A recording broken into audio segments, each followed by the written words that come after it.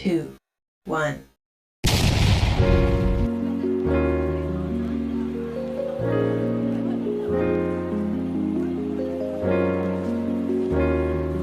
Hi, this is Esther's Bride, and welcome to the Boost Show. Music is an art that comes from the art. Hmm, actually, it is a language that sets the heart apart, that sets your soul apart. And many musicians, or should I say singers, have different ways and different methods they derive their inspirations, their singing skills, their rhythms, their melodies from. Here with me today is Marvin, a lover of God, a music artist, I should call, and probably I would say she's an amazing soul. Trust me. She started singing from the age of 5, and you will get to know a lot about her. So, Marvin, can you tell us about yourself? Hello, Esther Sprite. Thank you Hello. for having me. My name is Marvelous Onyichioga. From my name, you can tell I'm Igbo. Yeah. Right. Many people know me as Marvin. And yes, I love singing. A singer. And aside singing, I love baking. I love baking. I love reading.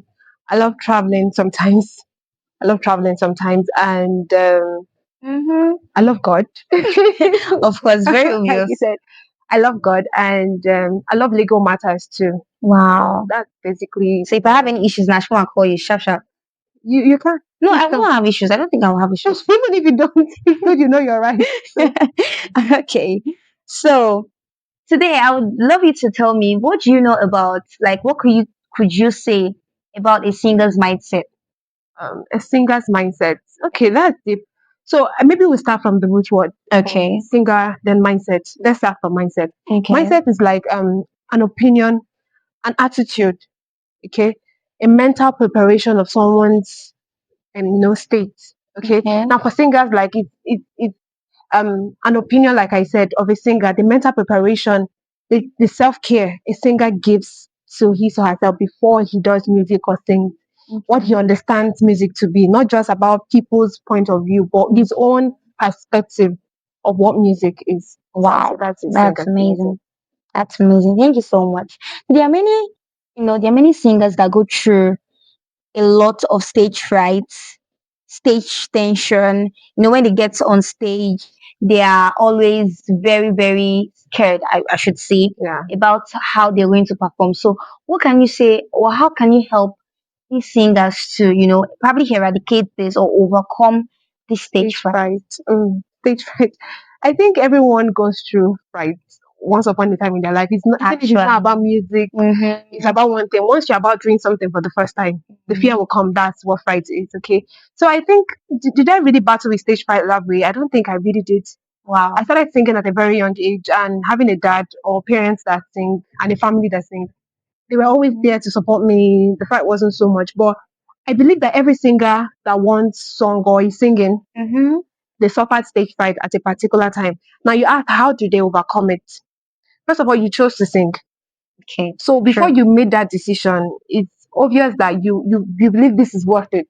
So you have to tell that thing that gives you fear that Mm-hmm. this is worth it and I'm going to do it, regardless of what the fear is making me, do to me.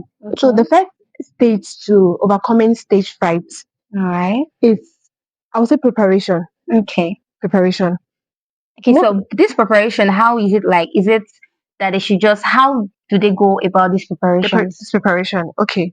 Now, you start first of all by knowing what you want to sing. There are different genres of songs, of music. Okay. Knowing what you want to sing in the first place, then you practice, rehearse it, even if it's somebody else's song or your own song that you really want to come out on stage and do. Okay. You need preparation. You need to rehearse it over and again, and then you need to sing in front of people. Okay, before you come to stage to do anything, you can have your first audience inside before you come out and you get and show us what you have inside of you. So you can gather a few persons, or if you don't have many people to gather, let's say no one is around you, you have your mirror and you have yourself as your first audience. Actually. So you keep on doing it, keep on doing it. Yeah, sometimes you stand in front of yourself to do things and the fear just comes upon you and you're like, hey God, am I really going to do this? Looking at myself, I don't even feel proud. Someone like me, if I think I'm already scared. Let's say the audience I'm meeting them for the first time. They're not my church members or something. I would sing over and again and I'll record myself. I don't really love hearing myself sing, but I mean, you're going to perform in front of people. So I listen to myself over and again, over and again, accept myself, say, this is your voice, this is your uniqueness, and they will have to be okay with it. Okay. So when you are done prepared, that's preparation. So do it over and again till it becomes you, it becomes yourself. You don't need to, even if they wake you up, then the next minute you can come up and do it. So that's that aspect of preparation before you now come on. Okay, so basically, for them to be able to overcome stage fright, the first thing they need to do Is to prepare thoroughly. Yes. Wow, so you have to be you when you're on stage. You don't have to. You can imitate somebody else's style. Yeah. You have to be you. You have to give your uniqueness. So, Exactly.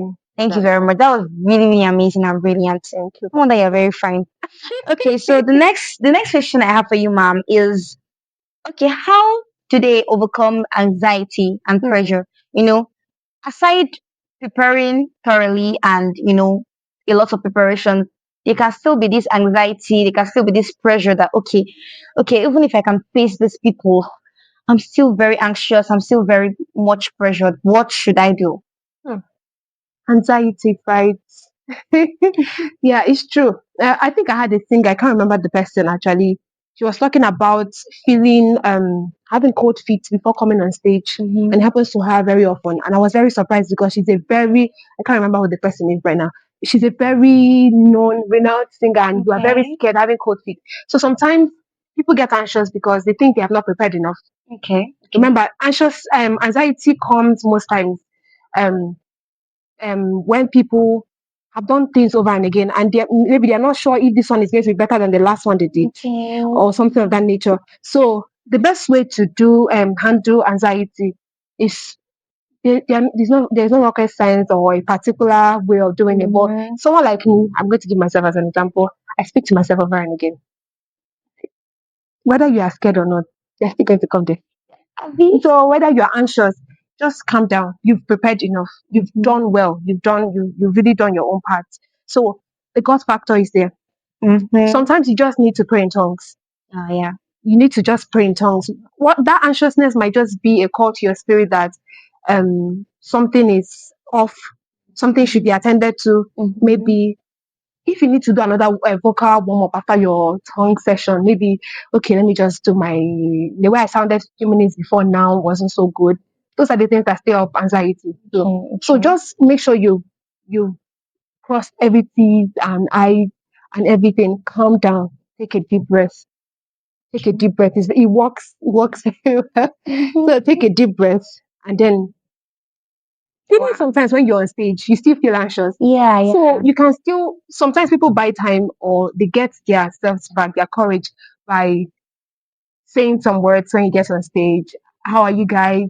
Speak and all that. Okay, or probably if it's a worship session, You get the point. speak in tongues and just code people. Everybody, you have to release your nerves. Your audience, they're already communicating with you. You're communicating with them. You are buying their attention. Let me put it that way. Okay. And that way you get to relax your How about pressure? Okay, apart from anxiety, pressure too. Some people can be pressured that, oh my goodness. It happens to many people a lot. Like, I don't think there's any human being that's not gone through pressure. So, how can they help themselves? And I think the same time intertwined. Exactly. That's the point. They are all knitted into one. So you can just use one stone to kill the different birds in the picture, okay?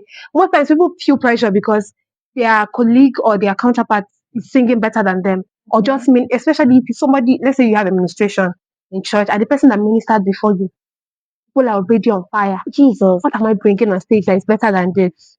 Actually. That is why I also said accept your uniqueness first. It's just like Ty Tribet performing and who else am I going to use? Each singer, Nathaniel Bassey.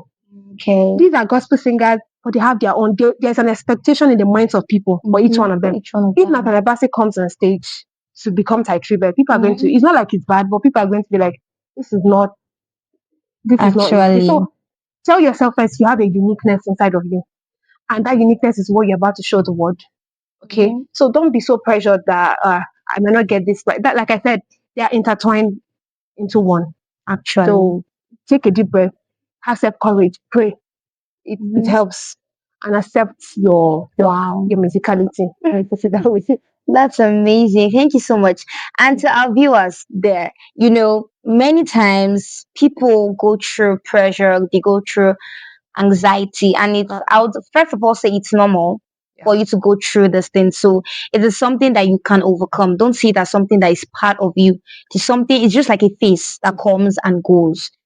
So, for the last question for today, I'll how can one develop this creativity and inspiration? Like I said earlier before, there are people that have different ways of and different methods of their creativity, their inspiration, their rhythms, their melodies. So what if somebody doesn't know how to even have an inspiration?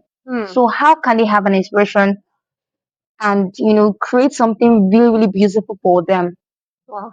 Okay, I think to answer this question, maybe I'll share a little experience about myself. Okay. I think it's more practical when people can relate with other people's stories. Exactly. So, like I said, I started singing at a very young age. I can remember at least from age 5, I know that I'm sitting right in front of my father's keyboard, playing and singing. But when I kept growing, or as the years advanced, I met people who could sing better than myself, who could do their reads and runs and everything in between, and I became very scared. The pressure was there, the anxiety, the fright.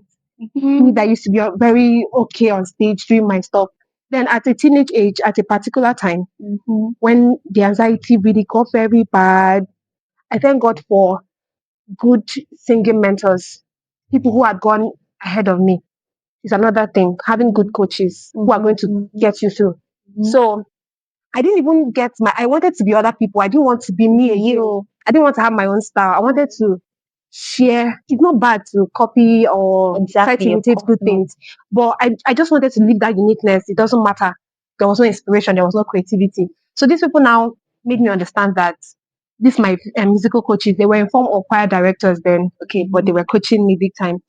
So they said, first of all, you have to learn to, imitate people first. So from imitation, you find out how beautiful. Then from there, you also find your own voice. Okay, Yes. you try and score this person, and you also listen to yourself singing it. How do you sound? It sounds beautiful, right? This is your own style. Try and keep improving on it. Try and keep working on it. Okay, so that was how I started learning that. Okay, there's still something I can actually make out of my own self. So musical coaches, they go a long way to help with helping your you, just in case you creativity. don't know how to bring. Some people, their self thought, they can just go home and then they get their inspiration and they have the boldness. Not all of us can buy that kind of boldness. So some of us just need people to hold our hands and help very us. true. It can be in form of choir director, it can be in form of a musical coach somewhere or anything. It can also be you learning by yourself. So those musical coaches, they helped me a whole lot. So they told me to embrace my uniqueness and I started trying out new things on my own. That's really beautiful. Wow. Thank you. Okay, so for to just close this session, how can one have a growth mindset and resilience? Like, how can a singer have a growth mindset and an attitude of resilience? What do you think? How do you think we can have this? They can develop this?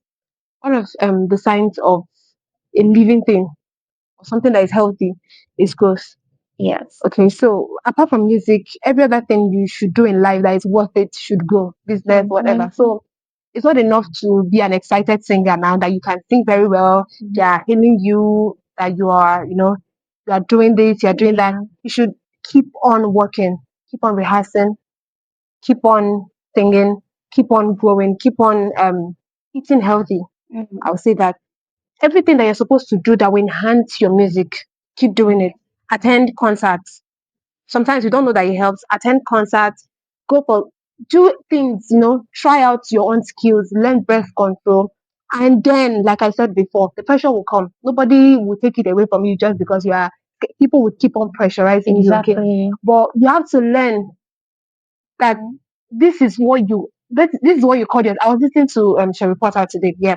She said many people did not accept because she wasn't born a singer. She learned singing along the way. So she had to tell herself, this is what I was called for, this is what I want to do, and I'm going to stay on it till people accept it. Exactly. And I can tell you that half of the world, if possible, have accepted her music, her coaching, and her style. Okay, so you have to, if it's worth it, you have to stay in it and you have to go for it. Okay, so resilient. Nobody is going to pamper you into it. Nobody is going to applaud you whether you stayed or not. If you failed in it, people will laugh at you. If you stay and sell it to people, let me use that word, Okay. they will appreciate you for staying strong. So resilience is something that everybody should, strive to stay in a thing we believe in. So that's Wow, my that's take really on it. beautiful. And to add to what she said, to develop a growth mindset, you have to put, your things, your work out there. You have to take that bold step to make sure that people see what you can do. That is how you can measure your growth. That, Imagine you singing 2 years ago and you singing now. exactly. You need people that have watched you 2 years ago to be able to tell you that, oh my goodness, you've improved though. Exactly. Wow, you're doing well now. That kind of beautiful stuff. So you need to put your work out there. You need to let people know what you do. That's how to measure your growth and you know to have this resilience and all of that. Thank you so much, Thank Miss you so much Marveline. for having And this me. will be the end of the show. And I want to really appreciate you for like for coming. Sincerely, it's really beautiful to have you It's really here been and the amazing. educating words. It was really, I was really enchanting because I felt like God. Look at you, people are talking to me. Jesus Christ, kind of thing. So it was really nice, and thank you so much. Thank you for having me. This Thank you. is the Boost Show. Don't forget that. Like, share, and comment. And I still remain Esther's Pride. See you next time.